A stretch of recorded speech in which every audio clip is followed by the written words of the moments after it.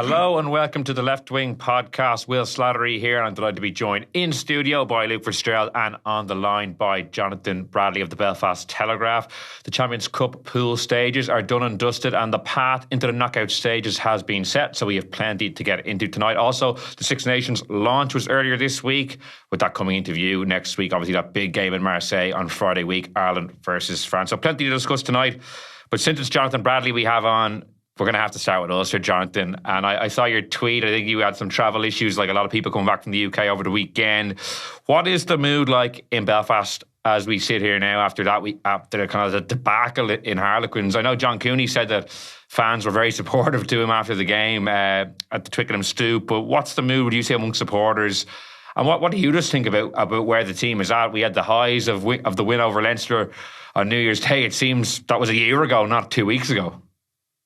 Yeah, I mean, I think that's just the sort of team that they are at the minute. You know, it becomes almost a cliche to describe inconsistent teams as you just don't know what you're going to get from them week to week. But with Ulster, that really is the case. You know, you look at their last 30 games, which is a substantial sample size, and they've won 15 and lost 15. And they've, you point out the fact that they beat teams like Leinster, they beat Racing, they beat Munster, but they've also put in some really, really abject performances where they've been hockeyed. Like 7 tries a game for 2 weeks running is a terrible indictment of where you're at before you even examine the types of tries that they were conceding. You know, Stuart McCluskey after Toulouse used the word schoolboy to describe the tries that Ulster were conceding against Toulouse.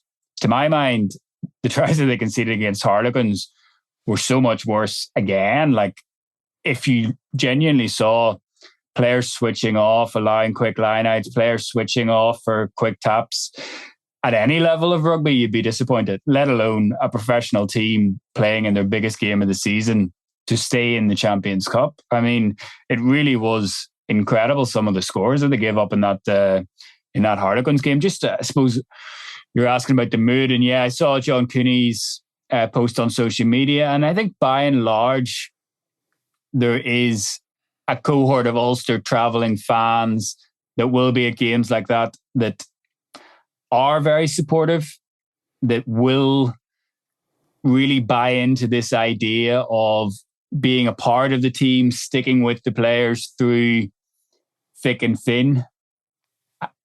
And then you'll obviously have a number of supporters in the other camp who just don't think that professional standards are being met. So we all know that rugby isn't like football. You're not going to have massive car park protests about managers getting sacked and things like that. But there is a groundswell of dissatisfaction, I would say, that is more evident in fans that are just not turning up to games anymore, rather than the fans that are travelling with the team back and forth, and the ones that are meeting and interacting with the players. And as Cooney was pointing out, giving them, encouragement, by all accounts, telling them that, oh, it's okay, we'll go and win the Challenge Cup sort of thing, which to my mind is a bit sort of missing the wood for the trees, but that's what it is.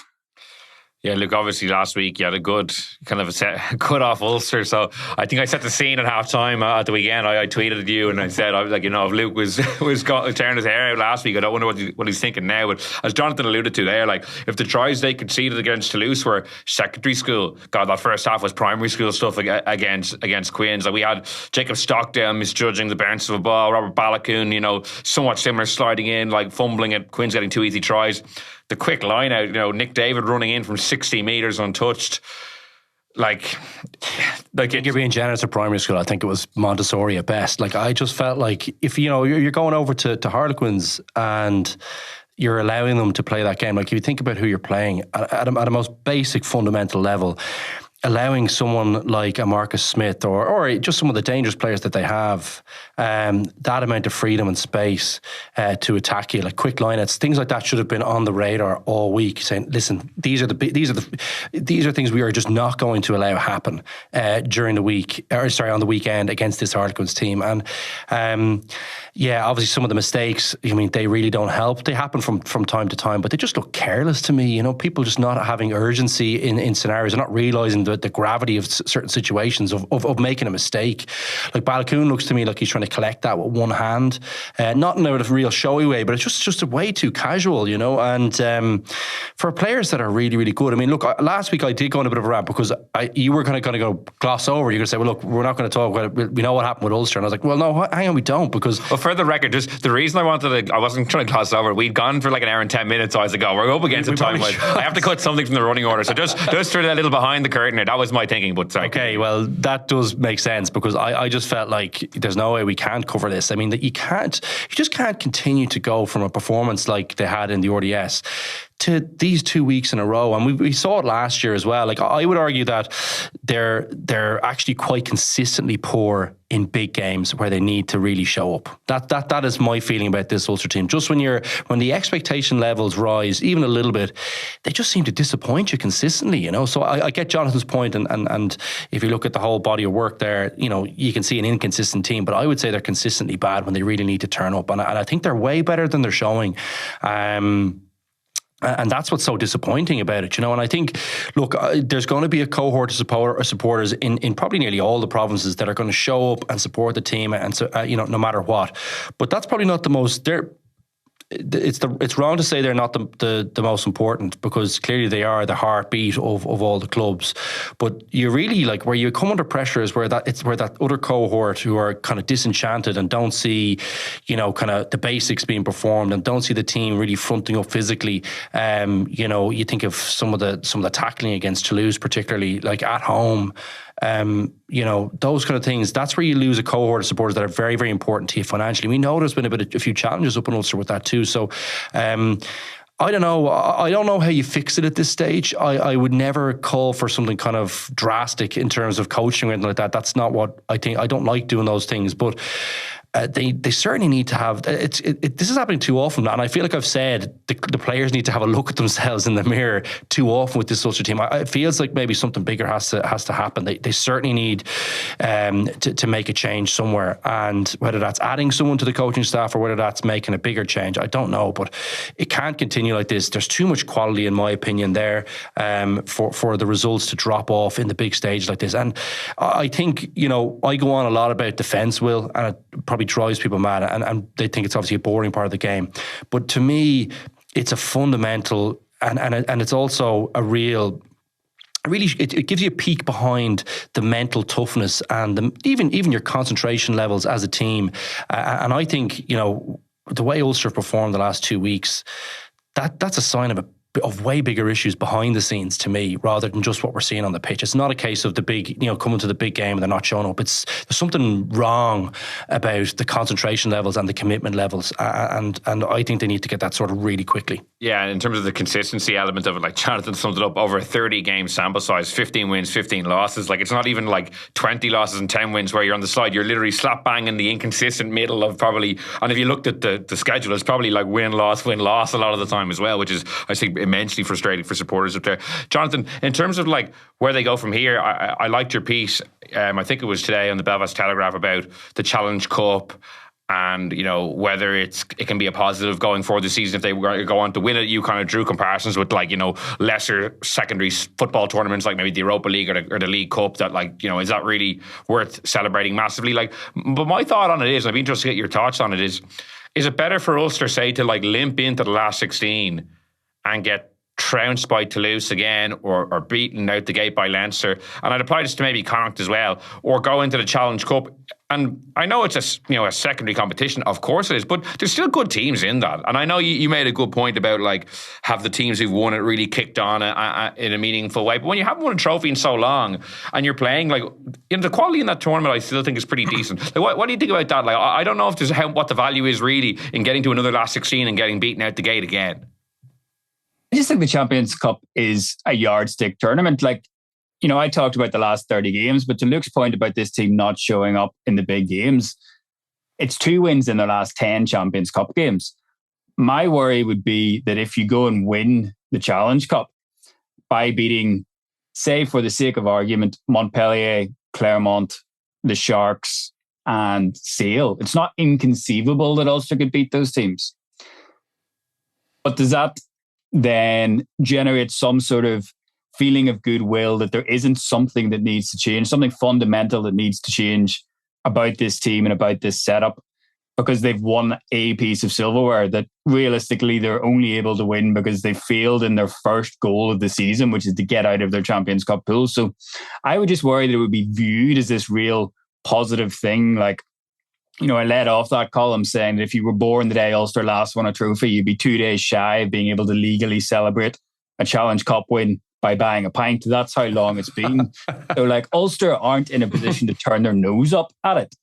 But my worry would be that it would just be papering over the cracks of what appear to be much more fundamental issues when you're getting these types of performances over the course of really 14 months, like more than a season now. And it's the type of performances and it's the type of things that just can't be explained away, really. Luke says about you have to be aware about these quick taps.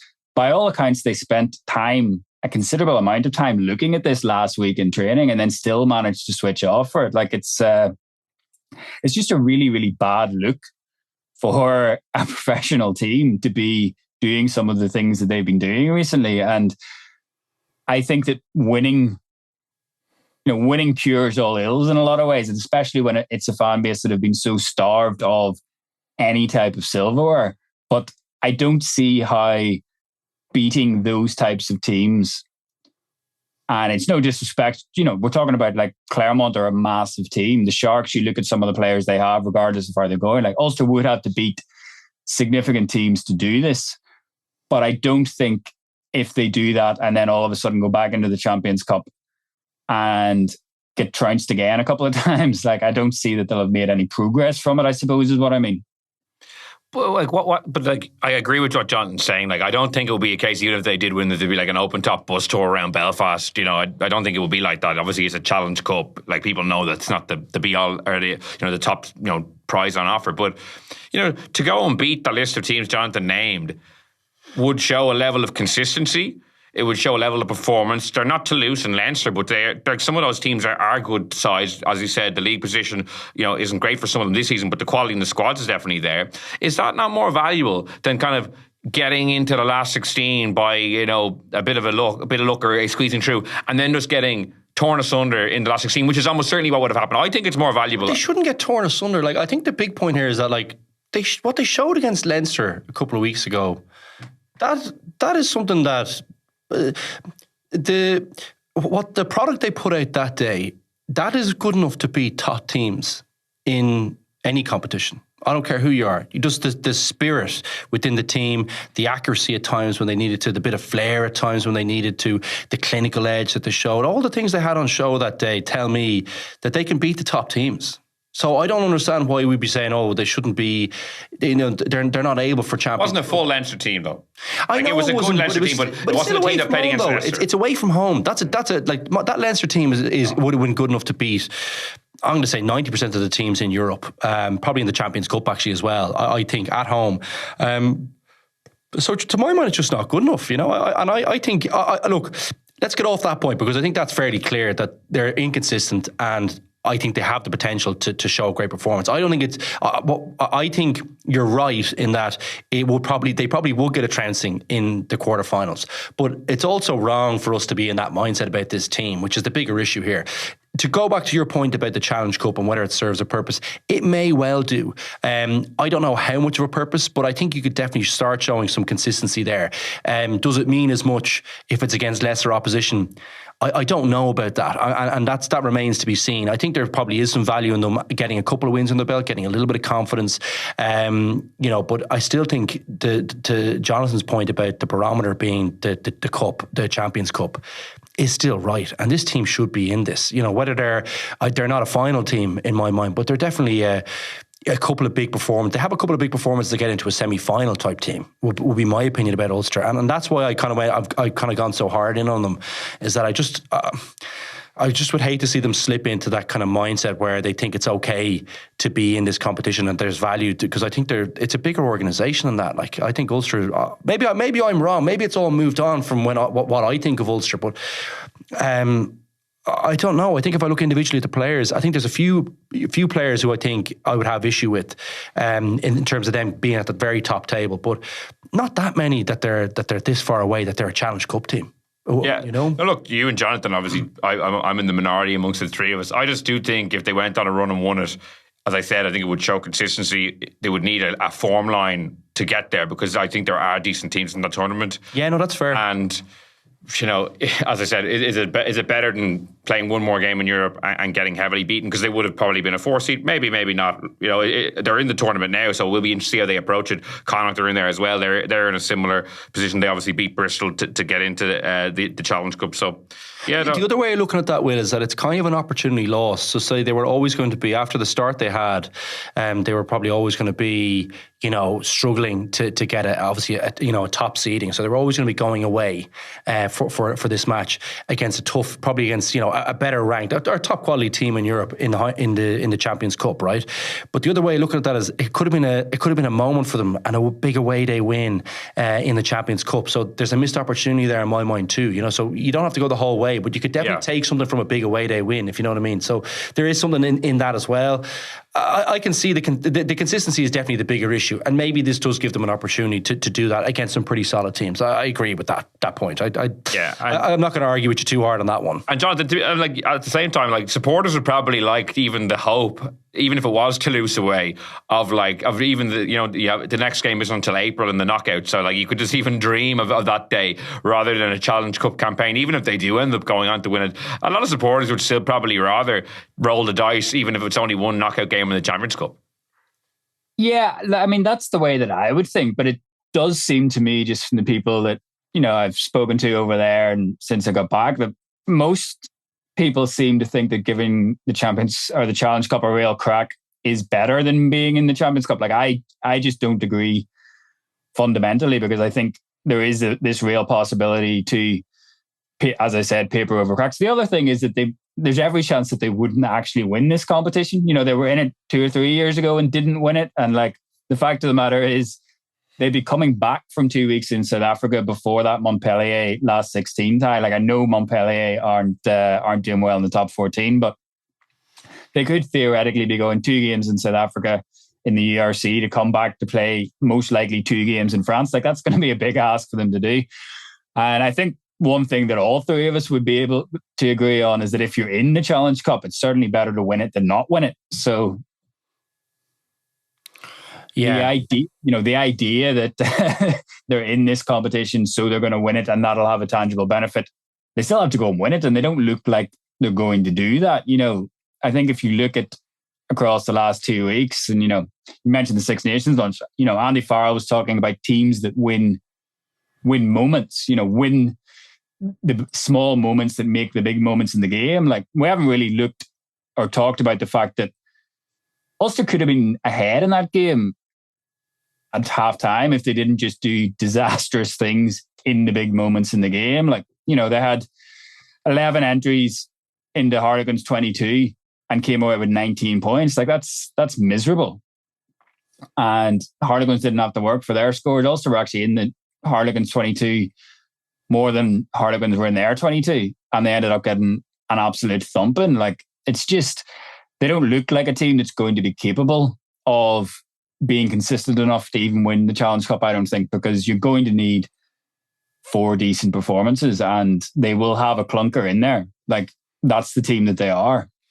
Yeah, as you said, two weeks in South Africa followed by 2 weeks in France to even get to a semi-final is a pretty arduous task. So it'll be interesting to see how they do approach it later in the year. We'll leave Ulster for now. I think their fans are already depressed enough. Stop. He's already dead. Yeah, exactly. But now for Munster fans to take their, I suppose their turn. 15-7 ahead at half-time. Northampton get a man sent off. You'd think for all money, Munster are going into the second half with another commanding lead. They kind of stretched it 20 points to 10, and for the third time in 4 pool matches, they lost a 10-point or more second half lead, end up losing to Northampton. Northampton obviously showed great character and steel to get the victory, but very disappointing for Munster. You know, why did they lose that game, do you think? I think the conditions are kind of important in that too. Obviously, they were against the wind second half. That doesn't help either. But leaving that aside, I thought, and sorry, the conditions do play a part in this. They didn't manage to really spread the pitch well enough to really expose, I thought, Northampton with that man down throughout the game. And that was a problem for them. They also weren't very clinical, I thought, at kind of key moments. They didn't show much composure. And they looked a bit panicky at the end. Now, I will say, and not to ruin my moment of the week for the end of the show, I thought Northampton showed some serious steel. And I mean, we'll go to the drop kick later on, but the drop kick was like they had those huge moments on an away day that you kind of need to drag you through, and they had some big defensive sets as well. They were impressive to watch, I thought. But Munster seemed to get, I think once O'Mahony went off, like they were in a commanding position when he left the pitch. That's probably not a good sign either. And then Ahern going off as well was another, a bit of a blow at different points in the game. He's kind of become an important part of the game plan and does seem to spread the pitch quite well for them. You see him out in that wing quite a bit, given that kicking option. And I thought they just were a little bit loose at different points in the game. I thought they struggled to... Casey looked like he was carrying a bit of an injury to me, and he didn't kick very well. I thought from the base he had a few loose ones, and they didn't get up and compete on those box kicks, which, in fairness, into the wind, you'd expect to get a couple of those back during the game. It doesn't actually make a massive difference, but you would expect a bit more, I thought, pay from them. And he kicked a lot of them in field, I thought, towards the end. I thought Northampton changed that kick off quite well into the other corner. I thought that was a smart play because it was blowing his kicks, and it was tricky for a left footer to get them back in, to keep them tight to the touchline. So I thought they tactically were good and managed Munster well, but on the other side, Munster didn't manage themselves very well. And I think, you'll always kick yourself at home when you're in that position, regardless of how challenging the conditions were. And it did make it easier for Northampton to withstand the pressure of 14 men for that long. It was one that got away from them again, and it's a little bit concerning. I thought the way they just lacked a little bit of direction at the key junctures in the game. They've done most of the hard work. They put themselves in the position, but can't capitalise. So, look, they've got away with it. They've gotten through, but it's a very tough task for them now. Oh yeah, like Jonathan, if you look at Munster's kind of pool stage, it's almost unfathomable how they ended up only winning one of the games. Like 2 home games against a Bayonne second string team, and like what is a very good Northampton team, but obviously with 14 men and a double digit lead in the second half, like to not close out any of those games. They could easily be sitting there with, I think they had 3 tries on the board in both home games after 50 minutes, couldn't get the 4th try bonus, so that's 2 points you kind of leave on the table without even winning the game from there. It's just like they could very well be sitting here with 20 points out of 20 and really targeting a run at this tournament. And obviously of all the top seeds, Northampton away is probably the best draw, if it's Toulouse, Leinster and Bordeaux are the other options, but that'll still be a tricky game. But it's just, there was so much more promise. Like, why do you think they've fallen down, not just on Saturday, but over the course of the pool stage? Because there's been a lot of similar leads lost and lack of composure in the second half. I know they've had various injuries, and again at the weekend Luke touched on a few, but why do you ultimately think that they've only managed one win when they were in such commanding positions across the board in 4 matches? Yeah, and that one win being against Toulon away, they did the toughest game. I think, and it's no disrespect to the squad players, but I think where the injuries have really hit them sort of in the last couple of weeks, it's the knock-on effect, because I think you can see that in the final quarter of the game, most especially when Peter O'Mahony went off, but just as a sort of general trend, I think in the final quarter of the game when they are having to go to that bench and it's guys that wouldn't necessarily have been there, because, the guys that would be on the bench have replaced the injured guys in the starting lineup. And I just think the knock-on effect of that is sort of left them deep hard a bit in the last quarter of games. I think they've probably missed a wee bit of experience in that last 20 minutes as well.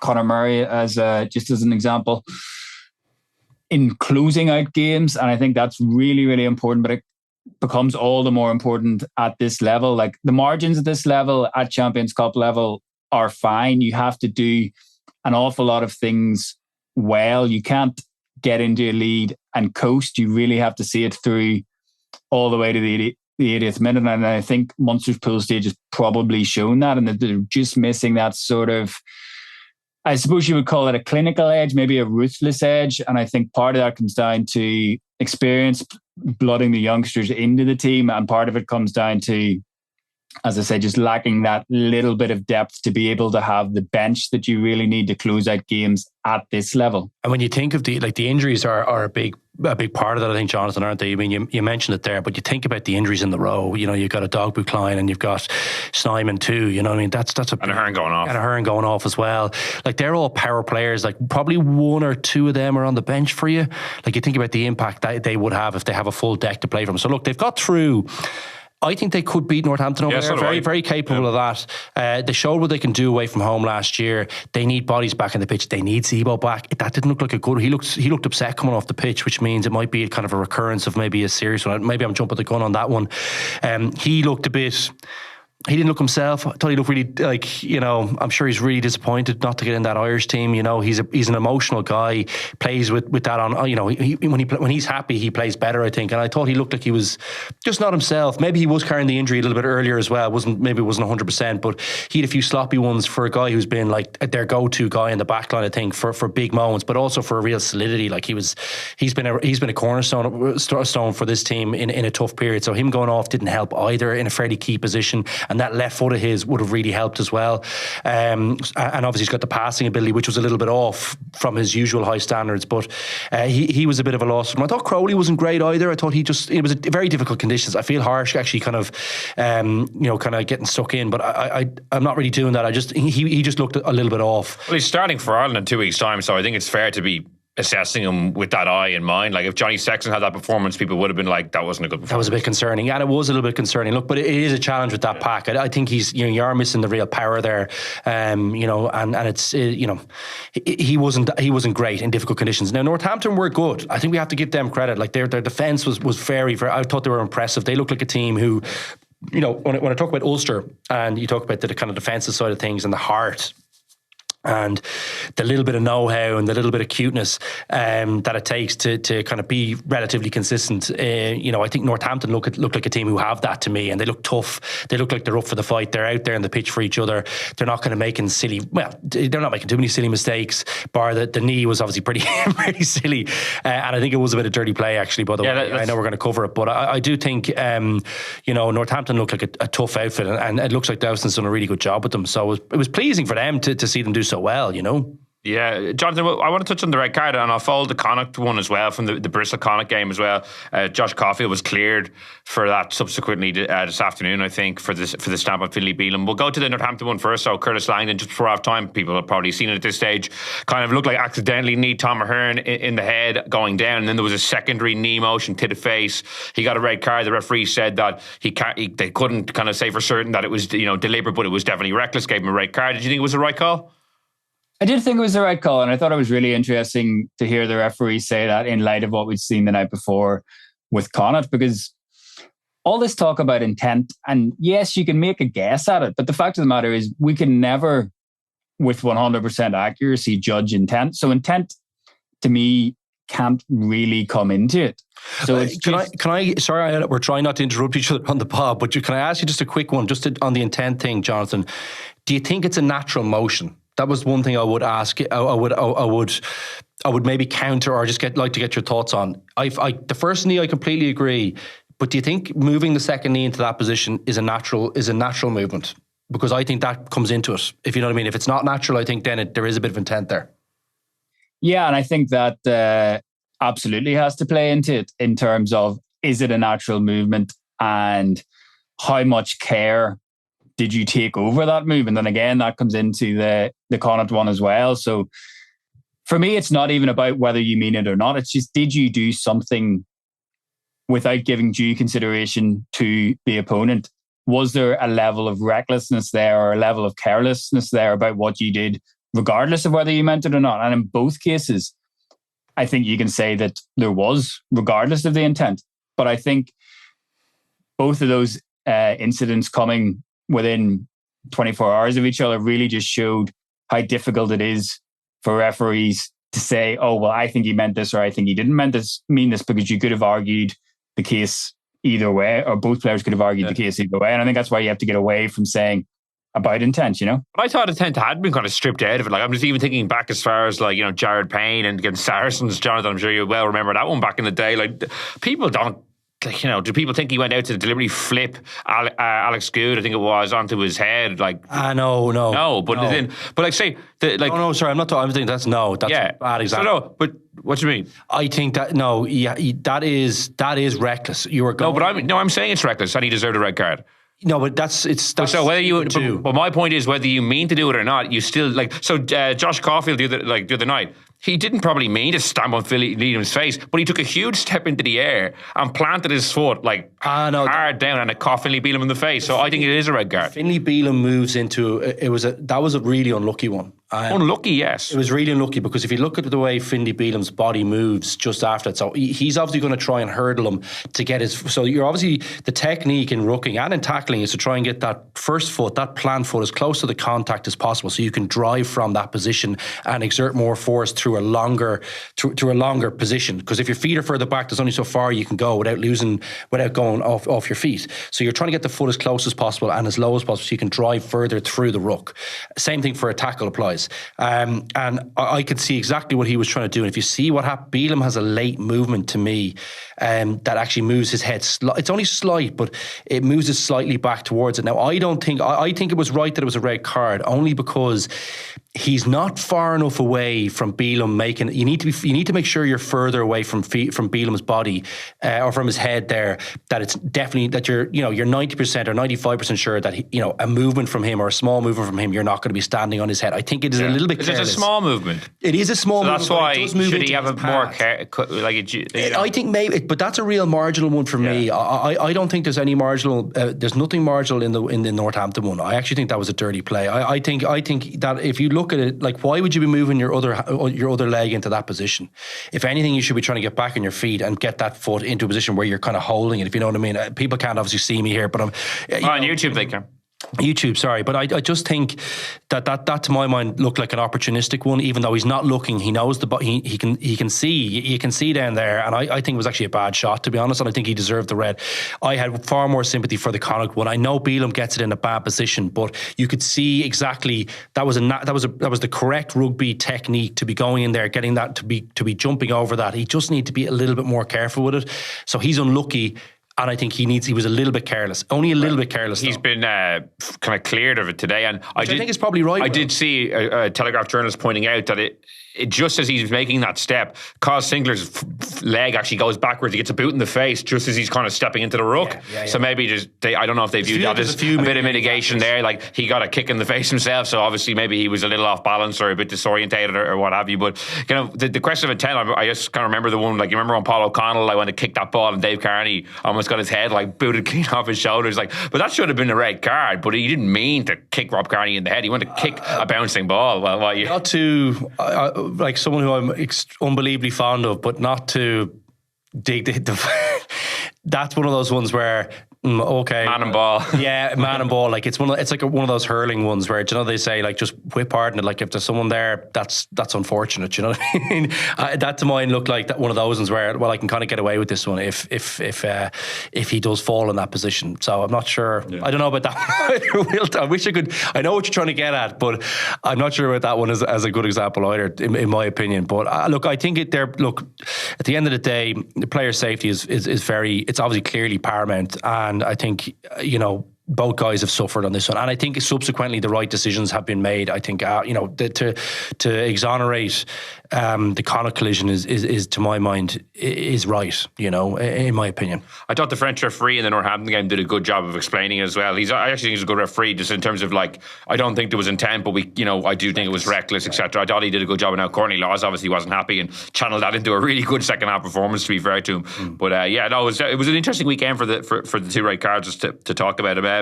Jonathan, maybe about the Leinster now. I suppose the one province, obviously Connacht won as well, but in terms of progressing with the victory as well, beating Leicester, their reward is Leicester again for the fourth time in 3 seasons. I don't think it's a fixture that many people are going to be rushing to buy tickets for, especially when there's a potential card of a La Rochelle game the following weekend. It's a bit ahead of us, but anything stand out to you about their win?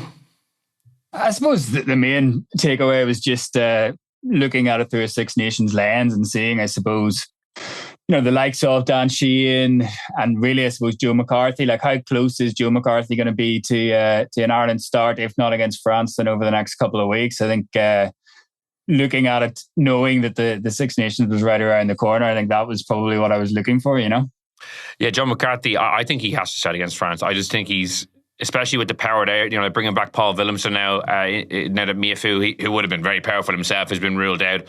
What do you think about that? The one thing about his game that needs to be ironed out is he gives away so many penalties. I know 2 or 3. He's young and he's enthusiastic and he's powerful. He's putting himself about, but because in a Six Nations game against France away, 2 or 3 of those can be very. Now he was not the first, second row at Maro Itoje. Gives away a lot of penalties too, but if he can iron that out, I think. But I think he's a different player to Itoje in a lot of respects. You know what I mean? I think more powerful ball carrier, I'd say. I think he's a better ball carrier. Maybe in the tight, but certainly not in the loose. Itoje, to my mind, probably gets a little bit more scope to those things because he was probably a little bit more.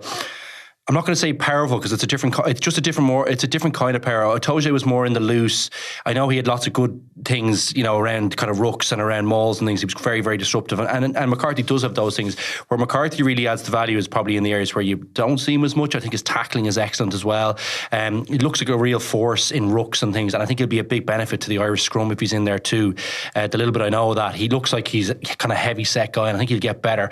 I think a good mould for him will probably be, in the kind of Donegal Callaghan type mold, I think is what he should be aiming for. So he should be one of those guys who is, yes, pushing and shoving, disruptive all the way through, but knowing where the lines are. Donegal Callaghan, to my mind, was brilliant for that because he, when he was at the peak of his powers, which for a long period of time as well, gave away very few penalties, never got a call wrong. He needs to be that guy if he wants to get in the Irish team. And I still feel like I agree. He's averaging about 3 a game, I'd say. I think every game I've seen him this year, he's given away 2 or 3 penalties. Without looking at the stats, I would say that sounds right to me, and I think he has just a little. It's only a little tidying up. I think there's a few Leinster players who were in that boat, by the way, as well. Just over competing a little bit, could do with just reining it in just slightly. Because sometimes I feel like he's done the good work, but if he just stepped off the last minute, he still delayed the ball half a second. You don't need to have the massive impact play every single time, and I think there's probably a little bit of. As time goes on, I think that's probably what will come into his game as he gets a little bit more nous about him and a little bit more experience. But certainly going to be pushing. I think he has to be in the bench because of what he provides you, particularly against that French pack. And it looks to me like, rightly or wrongly, and I obviously have no real insight into this or deep insight into this, but the Leinster scrum, which is kind of the Irish scrum, for whatever reason during the World Cup seemed to be getting pinged a little bit, and it seems to have followed Leinster around a little bit too. It just doesn't look like it's something that's unbelievably reliable, I don't think, in terms of, it looks like we might give a couple of penalties away there. Now, maybe that'll change in camp. There might be a few different things that happen, but at this point, I think it's probably fair to say that might be an area where McCarthy can certainly have an impact. And I think, particularly in the tight exchanges as well, and on the defensive side, there is something for him there. And even from the carrying side, you mentioned the carrying, he's one of those guys that gets that gritty 1 meter where I think a lot of Irish players, if they're coming up against that French rush defence in the tight, that kind of first 4 defenders area, McCarthy looks like a guy who can withstand a double hit there or an impact and still get you a yard, which is very, very important. So he could play a very important role. I just don't know if it's that starting berth as of yet. He's going up against Tyke Burnt, James Ryan, Ian Henderson, so there's a lot of competition for those second row spots, which we'll probably touch on a little more obviously next week ahead of the France game. Anything else in the Leinster performance that jumped out to you? Like we were discussing a bit off air, still I think their chance conversion is not good enough. That Doris one just before half time was like the classic thing of what I've been looking at this season. It's just an open goal try almost, like if you just recycle that one more phase. I was hoping you were going to say. And like they ended up, to be fair to him, he ended up fighting for extra yardage and getting the bonus point try in the 85th minute, but they had 3 tries on the board after 42 minutes and they missed another couple of chances to get that bonus point wrapped up. If Leicester hadn't decided to throw the ball around at the end to get a score themselves, Leinster wouldn't have got that bonus point. I still think it's an issue, but anything else that you noticed or anything on that you want to come in on? I thought Josh van der Fleer had a really good game. I think, whether it was, it was the first time I've maybe noticed him in a while. I think really having a massive impact, some great tackles, some really good strips. I think he looks like he's top of the turnover charts as well in the Champions Cup, which is great to see. So that's good timing for Ireland, I think. I'd also say, I think A little bit sloppy defensively at the start of the game. I thought that was a soft try that they conceded down the short side, kind of a basic enough error. I will say I thought once they got ahead of steam up, Leicester could not compete with them. I think first 20 minutes though was funny. They really Leicester got off the line, but Leicester, they kind of knocked the stuffing out of them there. I don't know what happened with whether it was a confidence thing. Leinster just continued to play even when they were kind of going backwards at different stages in that first 20 minutes. But they have great confidence in their ability, I think, to break teams down, and I think they have good confidence in their bench.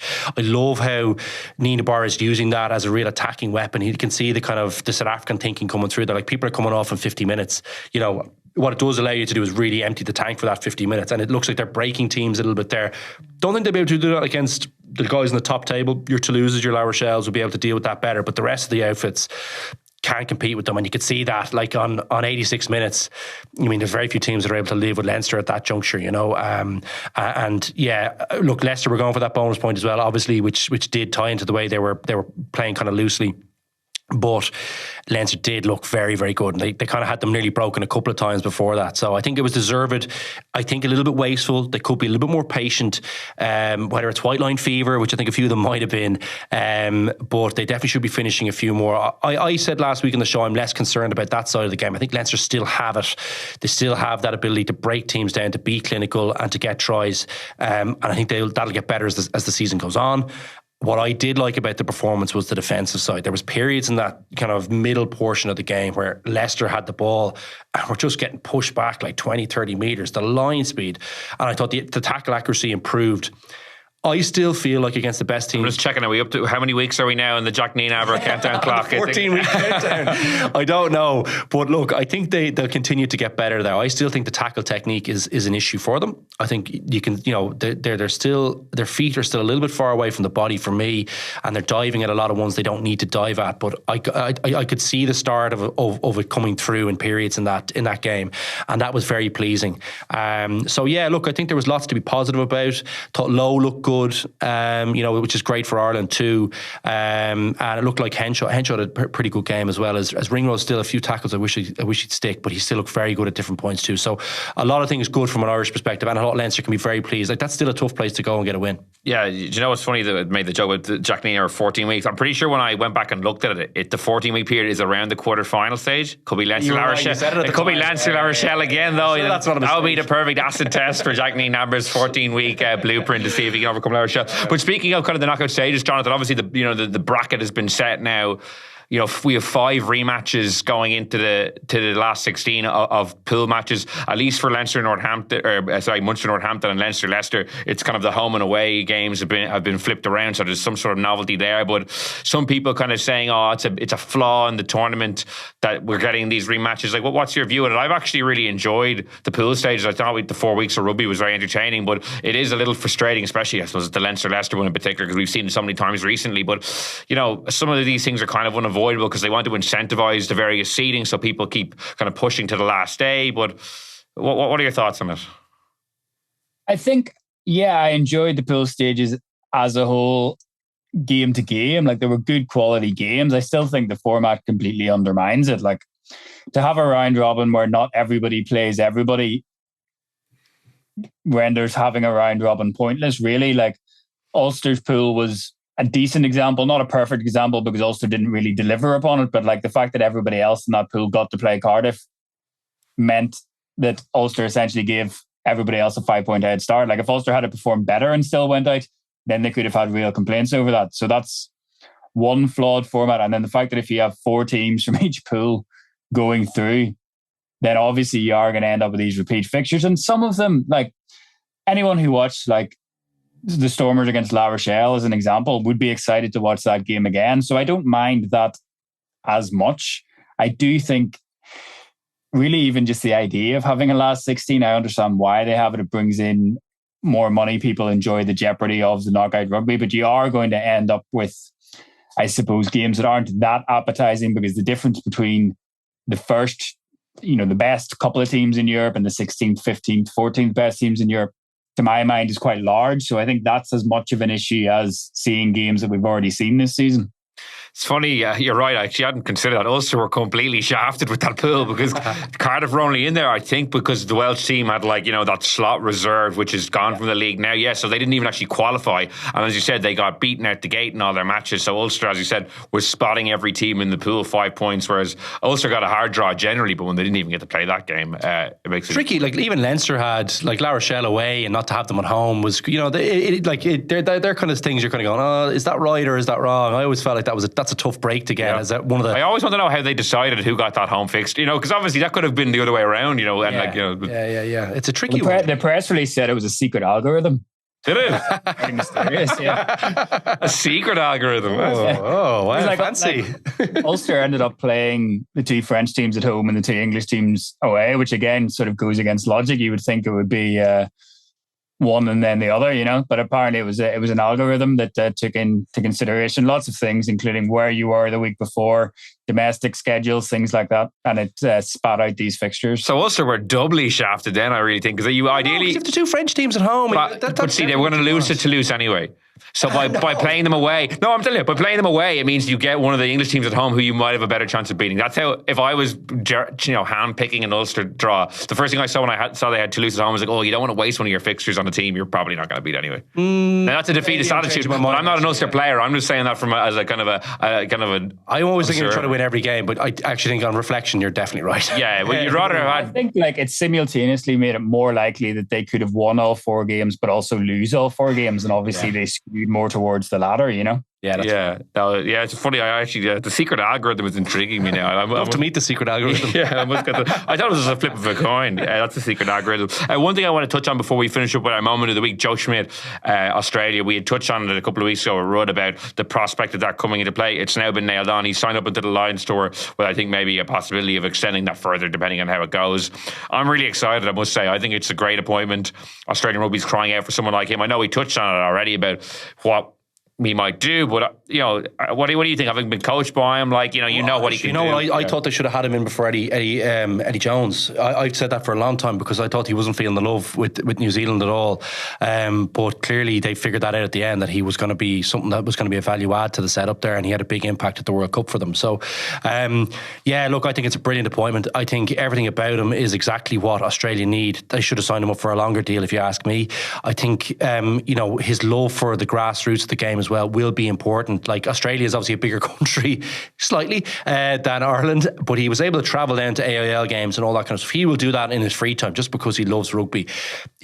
Something like that could really reinvigorate what's happening in Australia, because they're obviously under massive pressure competing with all the other sports straight off the bat. But they always have brilliant athletes, and they always have been really, really creative, and they've always done brilliant with probably, they have bigger resources maybe than, say, the likes of us, but with the other bigger countries that they've traditionally been able to beat very consistently, particularly when they were in their pomp through the 80s and 90s and the early 2000s, in fairness as well. They were always able to make brilliant do with what they had in terms of raw materials. Someone like Joe, I think, is the perfect guy to kind of step in there and get everyone moving in the right direction. He has did I hear, is Nusafora coming in there in some capacity? He's a consultant, yeah. Yeah, so I think that'll be helpful too, even though I don't always agree with all of Nusafora's decisions. And some of how he's probably acted with players behind the scenes. I probably got a bit more insight into that than maybe other people. But, I think they do work well together, have a history. He'll know what Joe wants, and Joe will know what he'll get from Nusafora. I think it's a brilliant appointment. I've been calling for that for a long time down there. I think he is exactly what they need. And sadly, it didn't come in time for the World Cup, but just in time for the Lions tour for us. So hopefully he can get them competitive pretty quickly. I can't see how he can't, or he won't be able to do that. I think there's still enough good players in Australia that they'll be able to get things right. Now, I do think they have an issue at 10, which is a big problem for them. Wonder, could our Frawley, would that be something that maybe Joe might come in? That coffee shop in Milltown, maybe, the old Joey Carberry table. Something needs to happen anyway. But yeah, look, I think there's... they have a few problem positions, but other than that, there's still some good resource there and good players, and I think he'll get them moving in the right direction. Yeah, and I said it when we talked about it last week. I just think it would have been a shame if he had kind of ridden off into the sunset or done like, rugby consulting or that World Rugby role. Like I want to see him like in a tracksuit. He's too good. He's too good of a coach. And yeah, Jonathan, like, obviously spices up the Lions tour, Andy Farrell versus Joe Schmidt in 2 years' time. And it's funny, like Joe referred to himself as boring in the press conference, like, I'm a bit boring, I think people think. But even though he's not a big character, I think he adds a lot of, maybe from an Irish perspective more so, because obviously we have the history with him, but like it makes me like infinitely more interested in Australian rugby now that he's at the helm, even though he might not be an Eddie Jones style personality. I suppose just his teams are interesting to me, and I think interesting generally. What do you like? Do you agree?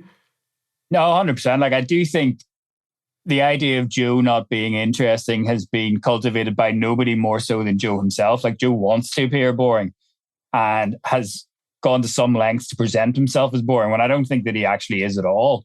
But yeah, Thursday morning, like my first thought whenever I saw that news on Thursday was the Leinster, because I think we were all quite concerned about how interesting or not interesting this Lions tour was going to be if Australia were the same Australia that we saw at the World Cup. And I suppose the journalistic narrative, if you like, of Farrell against Schmidt all of a sudden ratchets the interest up in that series tenfold. And you think back to, the Ireland team that he took over coming off the back of that last Six Nations under Declan Kidney, the loss to Italy. He comes in the autumn of 2013 and within his third game, Ireland nearly beat the All Blacks for the first time. So I wouldn't have any worries about him getting the most out of that squad quickly, bearing in mind that, we're 18 months away from this Lions tour now, a little bit more. So I think he'll improve them rapidly. He may not, just as Luke sort of alluded to there, he may not have the talent, I think, to really get them firing in a top 1, 2, 3 sides in the world sort of way just yet. I don't think the players are there, but I think he will make them competitive, which if we're going back to the World Cup, they weren't. Yeah, and like we touched on this, like, was it last week or 2 weeks ago? But the landscape has vastly changed in the Rugby Championship. Scott Robertson is coming in, obviously with a big, kind of CV and personality, but that's a new coach. Jackie Nabra is gone. Contepomi's gone into Argentina, so there's a bit of flux generally. So who's to say that he can't maybe hit the ground running and pick up a few scalps? And as you say, Jonathan, they were so woeful at the World Cup that it's impossible to do any worse than that. So at the very least, they'll be more competitive, I think. Okay, we're going to finish up now with the left wing moment of the week in association with Bank of Ireland. I think myself and Luke are along similar lines, giving Northampton a bit of kudos. Do you want to go first with yours? I think the drop goal, Finn Smith's drop goal, was outstanding. That was a moment of brilliance. Taking advantage of the win. It was kind of stagnant. The game had kind of stagnated, but it was a huge, huge lift. I thought that gave them belief to go on and kind of kick on. And I thought he was brilliant. Interesting to see what his career shapes. Like, he's obviously a young guy. Northampton seemed to be in a good place, as I mentioned earlier on. I was delighted to see. Obviously want to see Munster win, but I was delighted to see him have a big day out. It's great to see these young talents kind of emerging, and interesting to see how far he goes in the game. So he's someone now that I wouldn't have known about, but I'll be watching closely. So that was a great moment, I think. Yeah, I think mine was just for Northampton winning generally, just because their record against Munster in Thomond Park was so poor. Obviously, the famous Rog drop goal was one game, but I think they've lost 5 out of 5 they played in Thomond Park. And over the last couple of years in the Champions Cup, I found them like a real kind of frustrating team. They've just been like, they've lost like to Leinster loads of times, getting beaten out the gate. They haven't really added anything to the tournament for quite a long time, and they've been quite a soft team, play good rugby, but couldn't really roll up the sleeves and dig out, tough wins. They're top of the Premiership at the moment and playing really well, but it was just the kind of coaching box after. They were chuffed. Yeah, because I think he Phil Dowson said it. It was a steal they showed on the road, 14 men.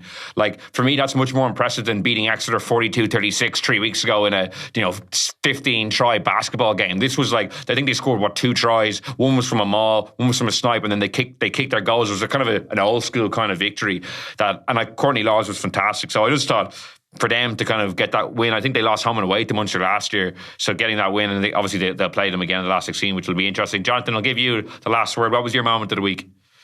I was tempted to say just getting home after